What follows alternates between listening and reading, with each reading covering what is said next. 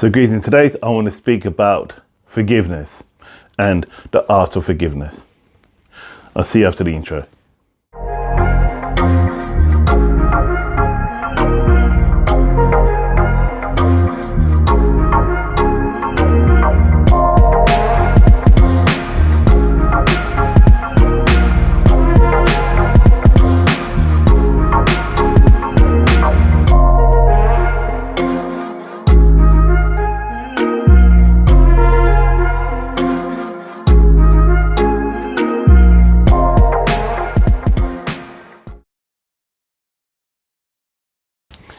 So greetings, welcome back. My name's M. I'm from Nationality, where we learn together and we grow together in the sight of God. So today I want to speak about the dark night of the soul and also the art of forgiveness within the dark night of the soul. Oh yeah, before I forget, can you like, share and subscribe in order to help me to get this channel up and moving forward in order to share more content. And don't forget to click on that bell that will notify you of any videos that I'm due to do coming up. So let's jump into this. This is about the dark night of the soul and the art of forgiveness. So the art of forgiveness is the root of the heart, and it's all about letting go of betrayal, anger, hate and anything from the past which is holding you back, that is only holding you in this present situation, not helping you to transform into the light that you want to achieve, because you're holding on to this negative energy that is keeping you stuck within this realm. It is also about you transforming into a new life and looking at what is holding you back, because you're the only one that is going to be, you're the only one that can change it. So the more you hold on to your stuff, your anger, your frustrations, your vengeance, it would only keep you stuck while others are there moving forward. So once you start letting go, it's about letting go and going through it. Remember what I always say, don't go through it, grow through it. But it's the unbearable things that is really getting to the stuff where people have let you down, and or you they've not been there for you, or you've tried and you've been there for people and then you don't feel that you're being supported. And remember, you must have unbreakable faith within this as well. It's about you really analysing it and looking at what it is that can make you transform. And remember, if you can't let go, it's affecting your chi.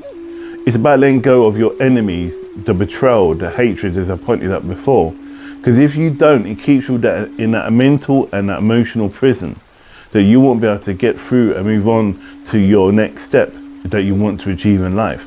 Because so many times we all keep our negative energy and frustrations that other people have not been supportive, and we get stuck, and while everyone else is moving forward and transcending on to a new world. When you let go of that mental and you are getting through that mental and emotional negative energy, and you start letting go of the bad energy that through forgiveness releases, it's not a sign of weakness that you are facing this. It's not a sign of weakness. Remember that it's not a sign of weakness. It's a sign of strength, because it takes someone with a strong heart, someone with a strong inner character, to realize that, okay, maybe I've done wrong, they've done wrong, you know what, I'm just going to forgive you for it, and I'm just going to move on. Because if you're constantly keeping in that state of, I'm angry at that person, or I'm keeping myself at a distance from that person, then you're the one who's going to remain in the same prison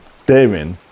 And when you start letting go of what they've done to you, and what you start forgiving yourself, and you start moving forward, and you start to developing things moving forward, that is the best way for these people to get their karma.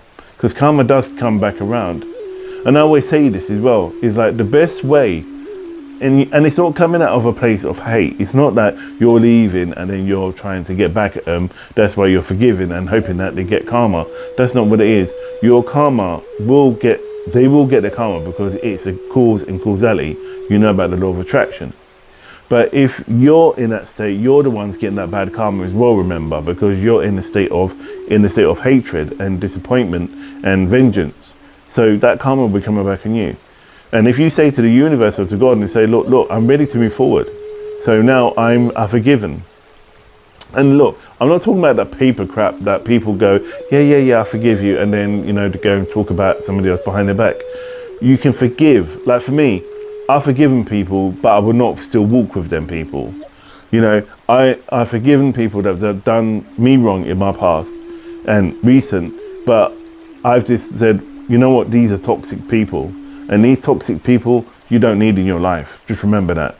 So when you can learn to forgive them for what they've done, let them talk about you. Let them say these stuff about you. Let them put you and have their assumptions about you. But listen, the only person that knows you is God. Yeah, only God knows what is in your heart.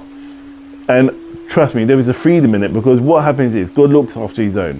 When you start looking in yourself and you start going, these people are saying, these toxic people are saying all this about you negatively, right? They can carry on saying what they want.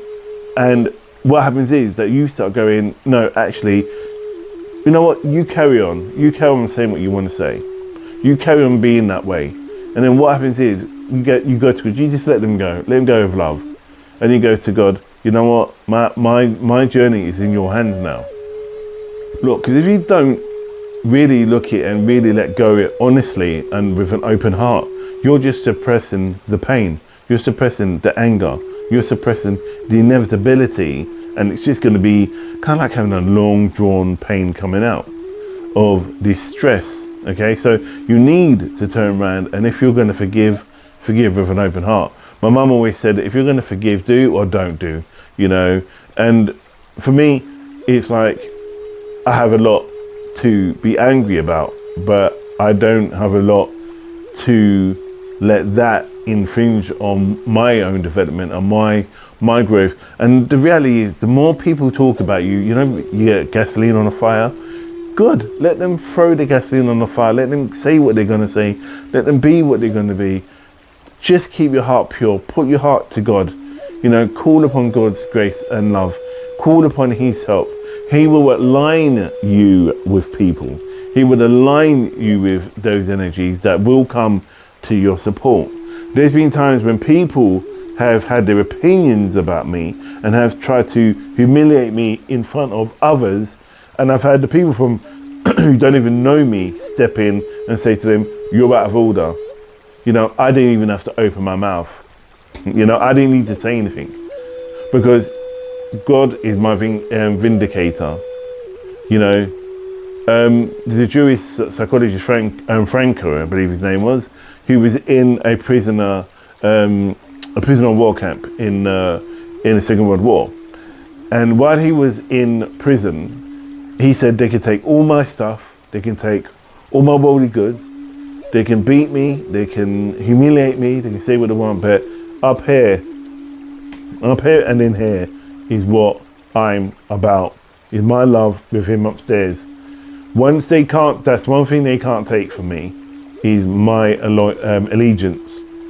And Victor Frankl, his name was, he came out the other end, and he was one of the lucky ones that he was blessed with. He came out the other end, and he went on to be quite successful, you know. So at the end of the day, it's like people are always, and Dad's always said this to me, people are always going to talk about you. They have to talk about you, you know. And if they always talk about you, and that's all they have in life. If that's all they have in life, let them have their entertainment. Let them do what they're going to do. Let them say what they're going to say. Learn to forgive. Learn to forgive them. Let them go. Let the pain go. Let go. Release it. Do meditation and release it. Send it up to heaven. All that anger, that pain, just let it go. Go and punch a kick, or kick a kick bag, punch a kick bag. You know, work out, burn off that energy, but don't be violent towards somebody else. It just isn't worth it. Trust me, it just isn't worth it. There's this famous golfer. He just finished his PGA tournament and he won a couple of money and gave me a check, this bank check. So he went to go and obviously back to his car. As he got into the car park, he was approached by this woman. He said, "Oh, I don't know how much money." She was in tears and she said, "I don't have much money. I can't clothe my children, my baby who's young, and blah blah blah." So he said his heart went out to this little girl and said to this mother and said, "I don't have no change in me, but look, and he signed a check over to this person so they can cash it. And then a couple of weeks later, he was in the clubhouse, and someone said they saw you in the middle of the car park when you won your golf tournament. And then he said, yeah, and he said that person was a phony, they were fake. So his response was, really? So there's no starving or dying baby? They said, no. He goes, oh, thank God. Can you see what I'm saying? He's turned around and said that because of the pain that this person was, his heart has gone out to that person and gone, okay, I'm helping you with this, and you know, I'm blessing you with this. And then he's found out the person lied, and then he's gone, okay, I forgive them because I know that there's no real baby suffering. That's one off his list that is on a planet or somebody or child living in poverty. And the other story I heard the other day as well is where this mother of a teenage boy got a call and found out her son was murdered by another teenager, 14-year-old. 14-year-old went to court, was arrested, went to court. The mum attended as well, and she said when he got sentenced, he got, I think it was about 3 to 5 years. And the mum of the boy who was murdered went up to this boy and said, I'm gonna kill you. She said blatantly in his face, I'm gonna kill you. Long story short, a couple of weeks later, she decided to go and see him. So she went to see him, and she went for once, and then she went the following week. She started going every week without fail for 3 years. And in the meantime, while she was going, she was bringing him cigarettes, she was bringing him food, she was bringing him money, whatever he needed. So when it came around for him to be released, he went to kill this boy because he wanted to prove to gang members that he can be a part of a gang. So when this boy was due to be released, the mother said to him, do you have anywhere to go? He was in tears and said no, he doesn't have any friends, he had no family, his family never came and saw him, his friends never came and saw him, none of these gang members even come to see him. So he said, no, I don't. So she said, all right then, I'll see you, I'll see what I can do. So when he was just released, she was at the gates. And what she did, she set up a job for him with a friend of hers. She asked him to move in with her. So this boy must have been about 16 at the time now. Moved in with her. And this boy started working for about 8 months without fail. He was really focused and he wanted to turn his life around. He had a good heart. He wanted to turn his life around. So what the mother did, called him into the front room, 8 months later after he got out of prison, and told him to sit down, I need to talk to you. So he was like, what's wrong? He goes, do you remember what I told you in the courtroom when I first met you? And then he said, yeah, and he's really quite upset. And then he goes like, he said, yeah. He said, I wanted to kill you, didn't I? He said, yeah. He said, well, I did. I've killed the person that killed my son. You've killed him and I've killed him.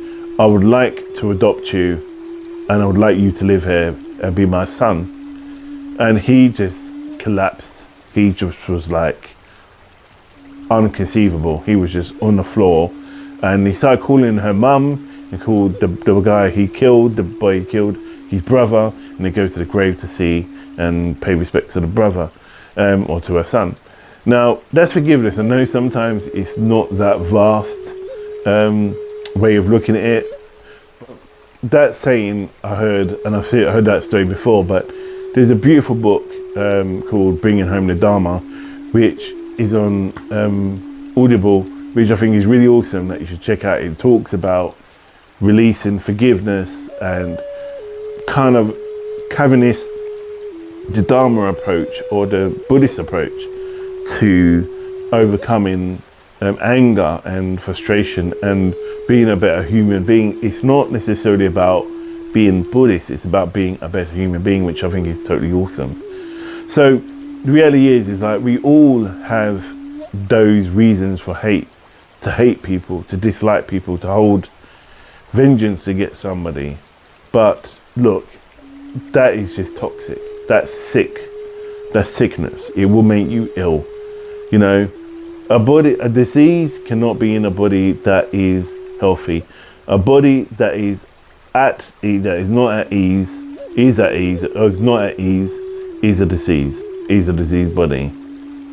Dis-ease, body, disease.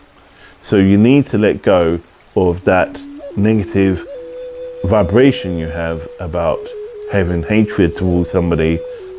Let it go. And I know it's hard, and I hear you lot say, oh yeah, it's easy for you to say blah blah blah.